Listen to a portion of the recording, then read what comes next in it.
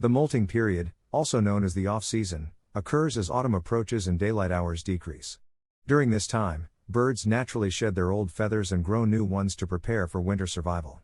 The molting period typically takes place from late January to early April. Feathers are replaced in a specific order, starting with the neck feathers, followed by the rump or back, wings, body, and finally the tail. However, breeding and feeding birds may experience delays in feather replacement if they lack the necessary nutrients for a healthy molt. In such cases, some feathers may grow abnormally, appearing stunted or twisted. The growth of new flight feathers, known as primaries, initially occurs rapidly but slows down as the 10th and final primary is replaced. Some birds may retain the last 2 primaries until they reach peak health. For racing pigeons, it is ideal for the 10th primary to be about 3/4 fully grown by the beginning of May when roadwork can commence. Birds that do not progress as desired may require different treatment and conditioning, which can demand patience before they are ready for racing. Exercise is crucial for prospective racing pigeons, so they should not be allowed to sit unless they show no interest in flying. During the molting months, some fanciers feed a special off-season mixture to their birds. This mixture may include high-quality barley that is not bitter to humans and sunflower seeds. Both seeds have high fiber content and prevent excessive fat accumulation even with extra feeding. When pigeons receive sufficient food, they tend to leave the barley uneaten, providing an indication of their dietary needs. Adding a small amount of flax or linseed to the mixture helps maintain soft and silky plumage. Regular warm baths are encouraged during warm to hot weather conditions as they assist new feathers in pushing through the narrowed feather follicles on the skin.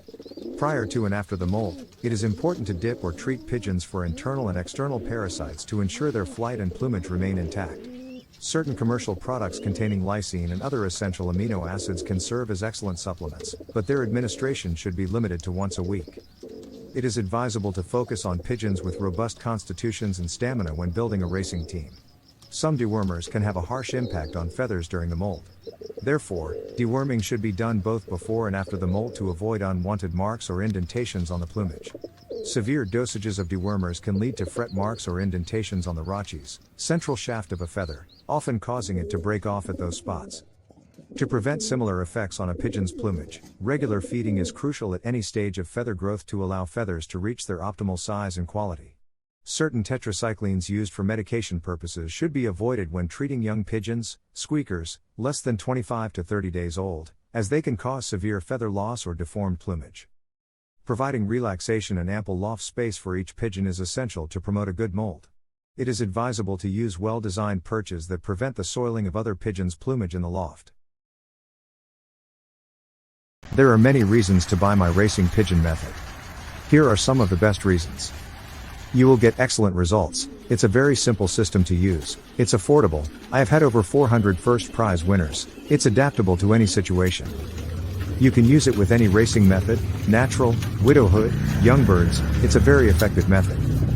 There is no need to spend a lot of money on fancy pigeon products. It's a reliable system and it is foolproof to use. Professional athletes, race horses, take the same products. There is science behind this, not just hearsay. It is all to do with red blood cells and oxygen in the blood. Without that, a pigeon will not race well, or an athlete will not win a race. If he has low oxygen in his blood, the above is fact and is 100% science. There are a few things you can do to improve your chances of winning at racing pigeons. One of the most important things is to learn as much as you can about the sport. You'll need to know the different types of pigeons, how to train them, and how to race them. Another key factor is practice. You'll need to be able to fly your pigeons competently in order to win races. And, of course, you'll need to have the funds to invest in racing pigeons and other racing equipment.